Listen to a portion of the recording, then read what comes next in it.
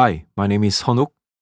I want to show you one of my works that recently featured in the soundtrack for Bridgerton Season 3. I arranged string quartet version of Dynamite by BTS.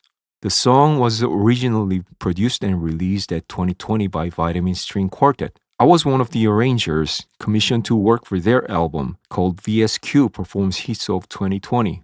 And the Dynamite was one of the songs that I did. Years later, it was picked for the very popular Netflix show, and I'm glad to be part of it. In this video, I'm going to break down the scores that I wrote and we'll explain to you what the orchestration techniques and music theory behind it. So for those of you not familiar with the string quartet is a four-piece group consists of a violin family instruments, two violins, viola, and cello. So my task was to interpret the pop song that has many tracks such as drums, bass, keys, guitars, and vocals into a classical sounding string quartet. Sounds like it's interesting and challenging because you're going to have to be able to reorganize the musical elements and fit them into four voice texture. Luckily, VSQ has been doing that job since 1999. So I had a chance to listen to their old albums and learn their maneuvers of how they have been doing it. By the way, if you are interested in my other works for VSQ, I'll leave the link down below, so please check it out. Now let's get straight to the project. This is the Cubase project. I used the LASS2 for the MIDI work. Once I finish the mock-up tracks, then I move on to the Sibelius for score writing. This is how the score looks like.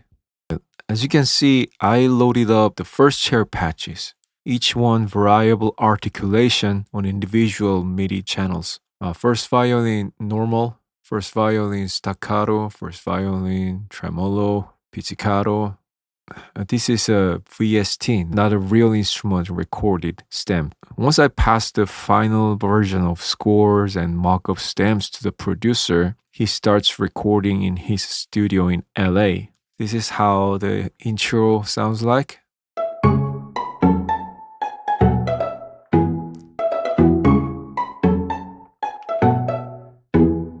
Generally, when I work for any projects, before even I write any notes, I listen to the song repeatedly to see what's in there. I try to listen to the production, how the song is building up, how instruments are getting in and out, and many times I get an idea for outlining from that. Having a blueprint before you even start is important, for it allows you to see the big picture. What I found in this song is that instrumentation-wise, the song has a stair-like development.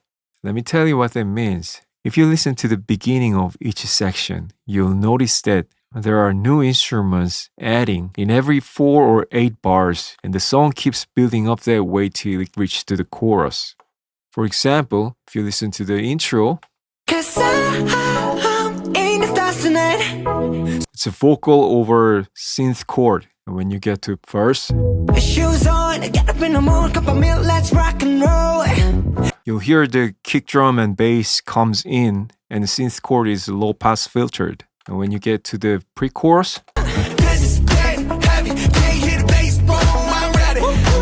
you'll hear the snare and electric guitar palm mute pattern is getting in, and background vocal is also getting in. Finally, in the chorus, bright piano sound brought in. So I wanted to transplant this structure to my arrangement. Then it got me thinking, what kind of articulation should I start the intro with? Since I have 3 minutes to go to show diverse soundscapes with a limited instrument choice, I needed to start the song as quiet as possible. My choice, among many options of playing style to achieve the soft texture, my choice was pizzicato. So that's how I ended up like this.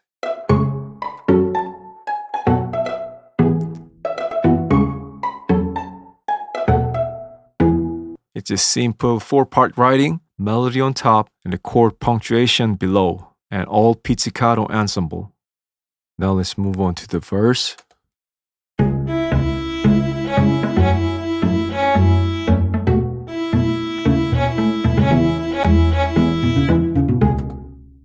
I let the second violin take the lead vocal here, with playing style switched from pizzicato to bow, and I let the first violin punctuate synth chord pattern here. One thing very common rule in string arrangement, or even arrangement in general, is that it's good to exchange melody whenever you have chances. One thing you can achieve from melody swapping is stereo effect. In the mix, the first violin is panned hard left, and second violin panned hard right, viola mid left, cello on mid right. If you play through these phrases, you can hear the melody moves from left to right. So from the second half of the intro,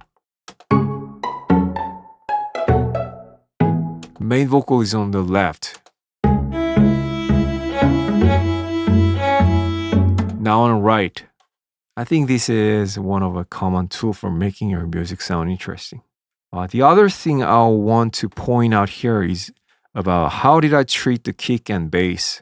Regarding their low frequency and their role in the music, I found it's good to combine them both into a single layer. This is a kick, steady quarter note pulse, and here's the bass line.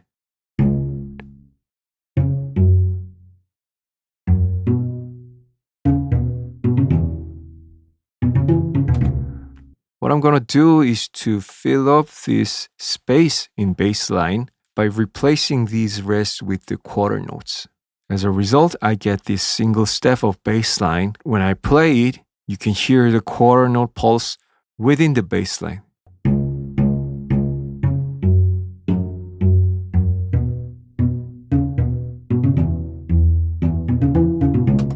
In addition to that, I wanted to strengthening this layer by harmonizing on other parts. So I decided to stack upper chord tone over viola like this.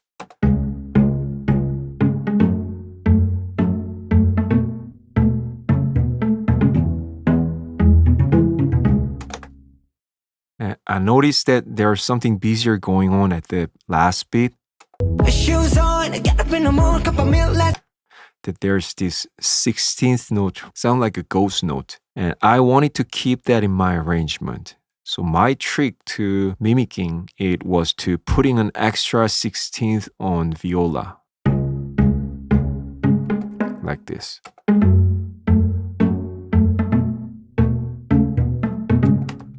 Instead of being strict homophonic all the way through, by putting a short note on viola that subtly stands out will give you an impression of ghost note. And actually, this type of dividing is very useful orchestration technique when it comes to dealing with fast passages. Now, let's say you have this broken chord pattern to arrange. Instead of choosing a certain player to play it alone, I'd like to divide this for two players with just a little tweak like this. It's not only easier to play for the players, but also musical. Each double eighth notes are naturally accentuated than the other 16th notes in between. By creating these velocity differences, you can assure downbeat notes sound louder than the upbeat notes. The concept is applying to the song. Because of this note, the last 16th note is relatively accentuated, which makes the syncopation more groovy.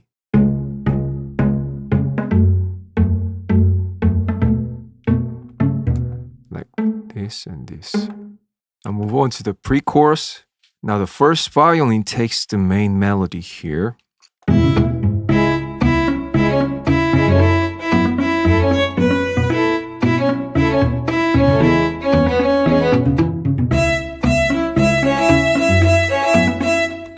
And cello is going to repeat the previous pattern. And I noticed there's a palm muted electric guitar pattern brought in if you listen to the song.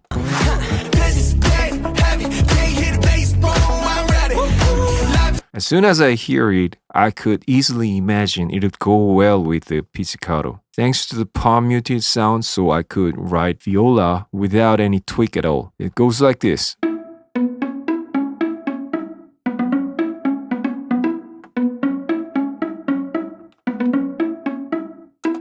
The other thing you're hearing for the first time in pre-chorus is a snare drum. How did I mimic the snare sound? And there's actually a good technique for you can literally mimic the snare sound with violin. This technique is called chop. To explain it simply, you drop the bow down on the strings, especially with the frog side of the bow, so that it creates this percussive sound. So the producer who worked with me for this album sent me the chop sound sample he recorded. Shout out to Pablo Hoppenheim. I chopped the audio clip and put them on where snare hits 2 and 4 downbeats. Along with the chops, I wanted to continue the previous viola pattern, this time brought here to the second violin. So I combined this pattern with snare on 2-4 by replacing these notes with chops, and it goes like this.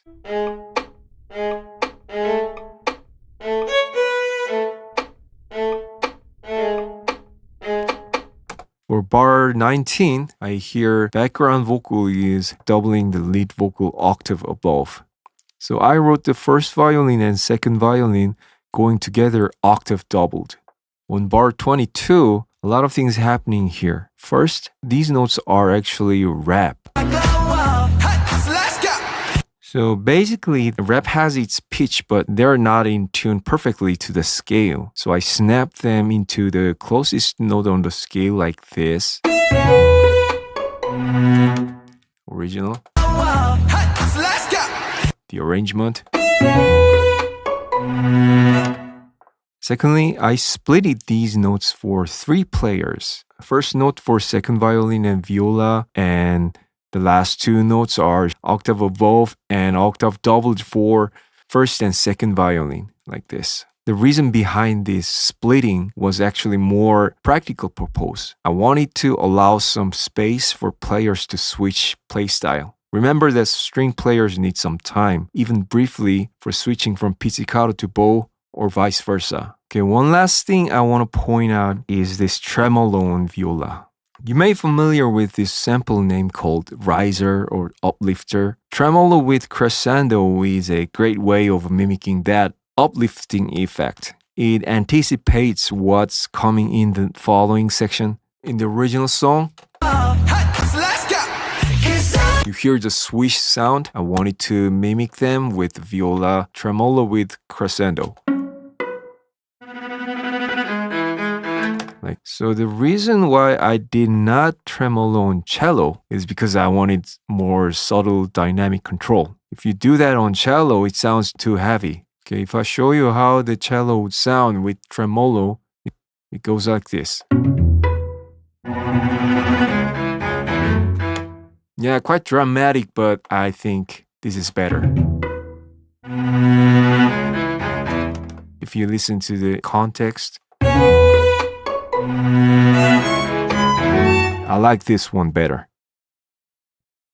Now move on to the chorus. In this part, I want to show you the whole process from the scratch. So this is the final product, but I'm going to show you how did I end up like this. So first thing first, as soon as I hear the chorus, I figured out how the melody is written, and I thought I could apply the melody structure to my arrangement. Now, let me tell you what that means. If you listen to the chorus melody, let's say this phrase in bar 23 to 4 as theme A. We have a repetition of A with small changes in the following measures. Now coming up with a completely different melody at bar 27. Let's say this theme B. On contrary to the A, B shows completely different character. A is descending, while B is ascending direction. A is on downbeat groove. You can see that from these 4 consecutive notes landing on downbeats, while the entire notes of the B are syncopated. It finally wraps up with the repeat of theme A again. So the chorus melody structure is AABA. Classic way of organizing theme. Now that I came up with an idea that I could give theme A to first violin and theme B to second violin like this.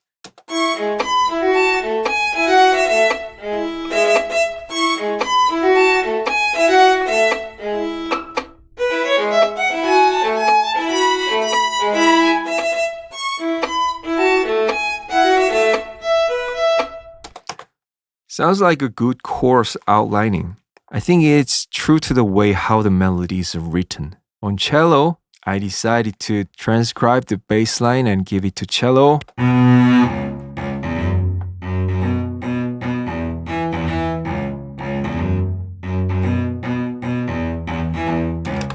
And now move on to the inner voice pattern. Now, apart from main melody and bass, the rest we have to deal with is snare, piano chord, 8-beat pulse that has been playing from the pre-chorus. So there are basically 3 rhythmic elements I need to reorganize for 2 instruments, second violin and viola. Let me begin with the snare 2 and 4. And I'm going to add steady 8th note like this. Upon here, I'm going to add a piano chord backing rhythm. Now it seems I'm ready to put the specific notes. Before I move on to the note choice, I want to decide what kind of accompaniment pattern could work for this. And the first thing that came up with my mind is broken chord. And there are many different patterns of a broken chord. I found it would be great to support the character of main melody. The downbeat groove is something I don't want to miss. Regarding it was kept through the song with the steady quarter note pulse of kick drum. So I decided to use a pattern which downbeat notes are high and upbeat notes are low. So I lifted the downbeat notes, it accentuates the downbeat, which eventually support the main melody. Now let's choose the notes specifically. It's 6 minor chords and the roots are occupied for the outer voices. So what I need is a 3rd and 5th for the inner voice. I chose 3rd for the second violin and 5th for the viola. So the final product of the inner voices goes like this.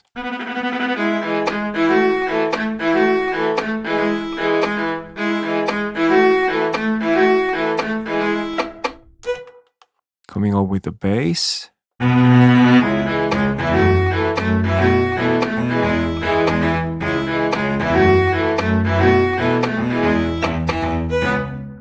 Now let's zoom out and see the big picture. If you remember what I mentioned before, the way how the original song is building up, you'll notice that similar things happening in my arrangement. By means of articulation, it starts with the pizzicato ensemble and gradually switches to bow one by one, and finally get to chorus with the bow all the way. It gives you this similar feeling of opening up that you heard in the original song.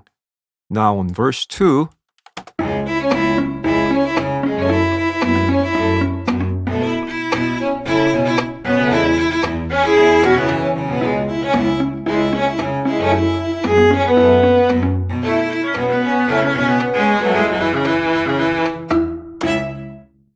on verse 2, I want to point out that main melody switching is happening more frequently. So I doubled the frequency of change from 4 bars as it was in the verse 1 to 2 bars in verse 2. So it starts with the first violin and the viola receives it. At the end of the phrase, second violin harmonizes and takes the lead from there. Then viola receives it again and finally ends with the cello doubled by the unison. Again, I snapped this rep in bar 37 to 38 into the scale. Based on RM's rep flow, I heard the pentatonic scale, so that's how I wrote this rendition.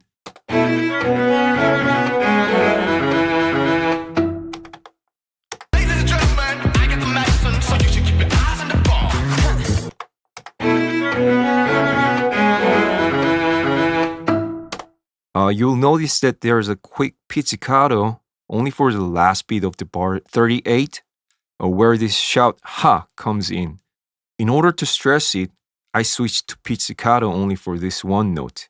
A quick switching back and forth like this will give you an impression of extra emphasizing, as if it's an exclamation mark at the end of the sentence. Let's listen to it again.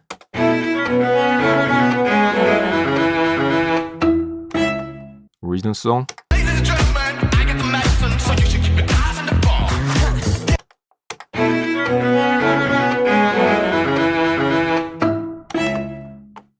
Now on pre-chorus 2, basically the entire pre-chorus 2 is copy and paste of pre-chorus 1, but there are a couple of different spots. One is octave broken chord on first violin.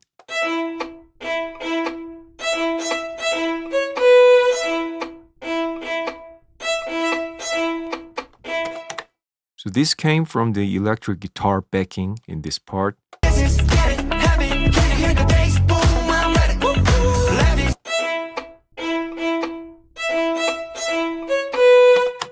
My rendition for doing octave rhythm backing was to break it into octave jump. The other difference is bar 46, first violin tremolo. As I mentioned before, tremolo with crescendo is a great tool for uprising effect.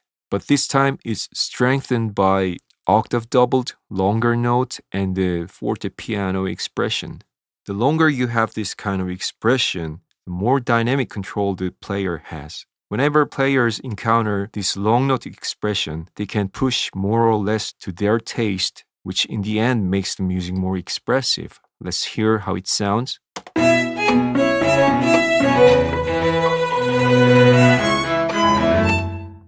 It's more dramatically opening up. Now in chorus 2, there's difference between chorus 1 and chorus 2. And in chorus 2, I switched the chop to cello and modified the second violin pattern a bit. Since octave electric guitar has been playing through, I tried to mimic it by octave broken chord. Now you may wonder why did I flip the highs and lows unlike it was in the chorus 1, where the high notes are on downbeat and the low notes are on upbeat.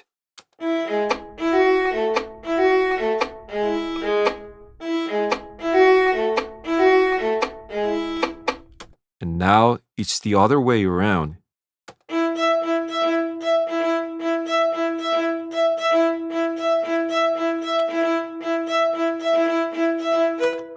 At first, I actually copy and paste the pattern from chorus 1, and when I changed the intervals from sixth to octave and listened to it, I found it was a bit loud. Since octave leap is naturally so powerful, in this case it's even loud enough to draw the attention away from the main melody. So my solution to tame it was to flip the order of highs and lows. Now on letter G, after the second chorus, second violin and viola is playing trumpet melody. Octave doubled and viola is subdivided to eighth note that the upbeat notes are downshifted octave below. So the melody sounds like it's enhanced to as wide as 2 octaves, that makes it very loud, so it works for the fortissimo section. Now this is how it sounds like. A typical swapping between first violin and second violin happening in bar 57.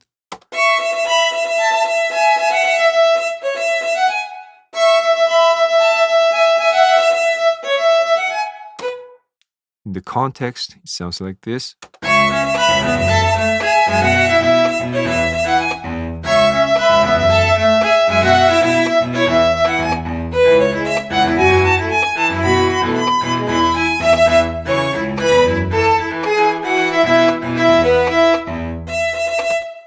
Now this section is solo vocal over snare, and it's gradually opening up as harmonized na-na-na is entering one by one.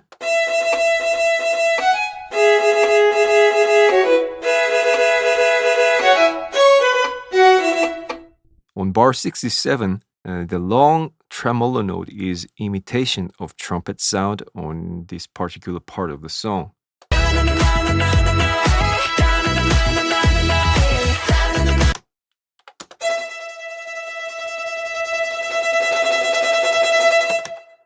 Again, a tremolo with crescendo after forte piano is a good combination of expression for escalation effect. The longer the note, more control player have. So I thought as a reference point for the players, it's better to put the detailed expression when I work on the mock-up tracks. Let me show you how did I draw that in MIDI CC modulation. So it's a forte piano. The strong attack suddenly declined to piano and crescendo.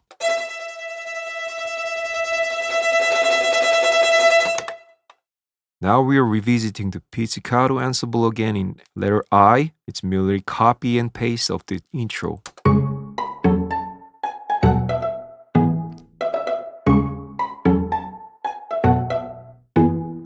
And for the first time, cello takes the lead vocal here.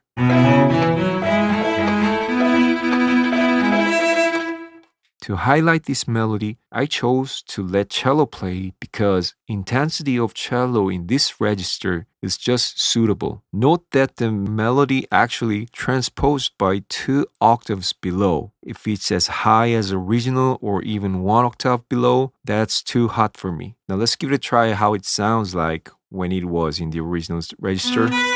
Clearly it's too high, so I think some notes are not able to play in the sample instruments.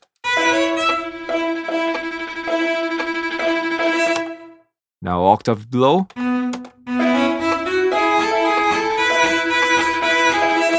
It's not that bad, but that sounds too hot to me. Now on 2 octaves down.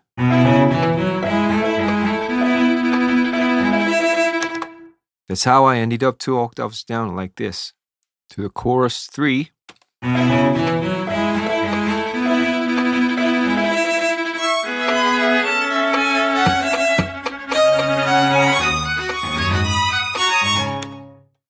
Now on bar 79, here's my rendition of ad-lib vocal.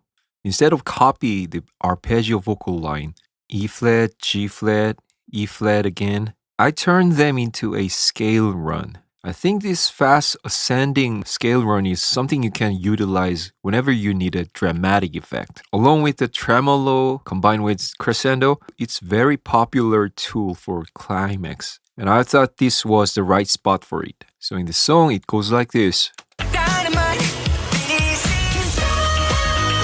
I turn them high at lip line into a scale run. In the song again. Dynamite.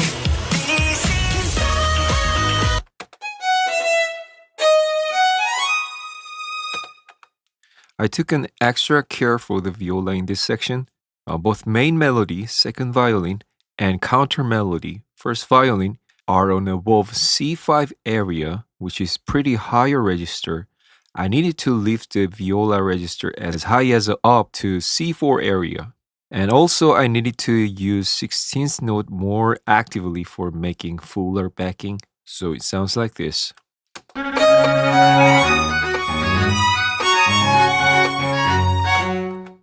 Now this is viola.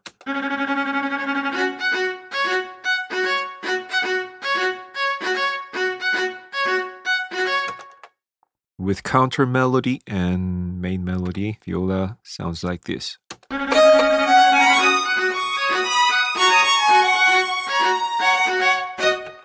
If the viola was as it used to be, which is an octave below, it will not stand out that much.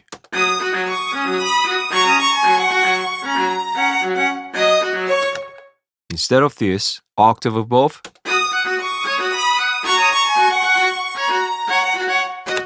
that's the intensity I needed for the last chorus. In chorus 4, bar 87,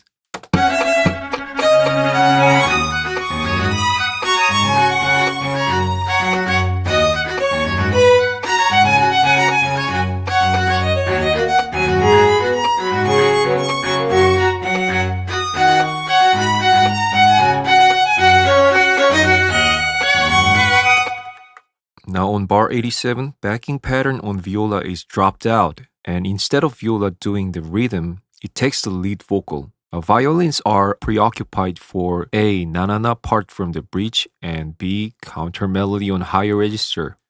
One thing I want to show you about viola is that the register is transposed octave below at bar 89. If I solo the viola again,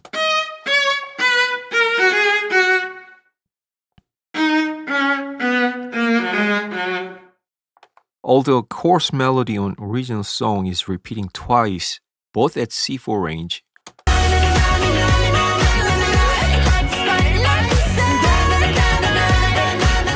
I shifted the second repeat down for using it as a transition to lower register. So from here to bar 91, it's quite a big difference of range. So I needed a transition.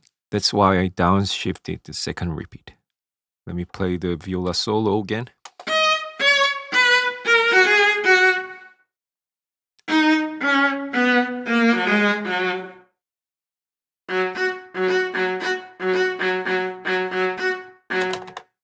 Yeah, that's one thing about the flexibility. Now I want to review from the bridge section to the end from zoomed out view. To analyze a texture type, I could easily say from the fact that the song is contemporary pop that the overall texture is homophonic. So from the beginning to the bridge, it's always been main melody and accompaniment supporting it. On the other hand, when the counter melody comes in at chorus 3, that automatically changes the texture a little bit more of polyphonic. I'm not saying it's polyphony, but meaning this texture has more character of polyphony around here. For that matter, I think bar 79 to 80 is a great example of showing rhythmic counterpoint. The counterpoint means multiple melodies playing at the same time and each one identically separated by counter motion, either melodically or rhythmically. In this case, three parts appear at the same time, and each line has identical note values. Counter melody on top holds longer than 3 beats. Second violin punctuates each beat at a time, while viola and cello fills the gap with the shorter value notes, 8ths and 16ths. So basically, that's how I wrote this part from the rhythmic counterpoint view.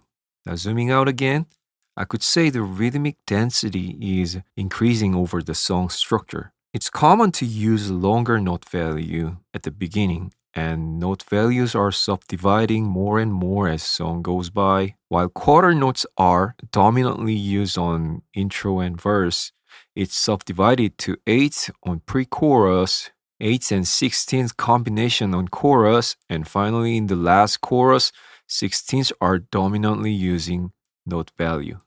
Yep, that's for it. As I mentioned earlier, I think the arrangement is more than just a transcribing, like melody on top, bass on cello, chord backing in the middle kind of thought. Instead of that, at least for this song, it was more like deconstructing, extracting the elements, reorganizing, and rebuilding in the way that works for the context of a string quartet. If you enjoyed this video, please like and subscribe. And if you have any questions, leave comment down below. Thanks for watching. My name is Honuk. I'll see you in the other videos. Thank you.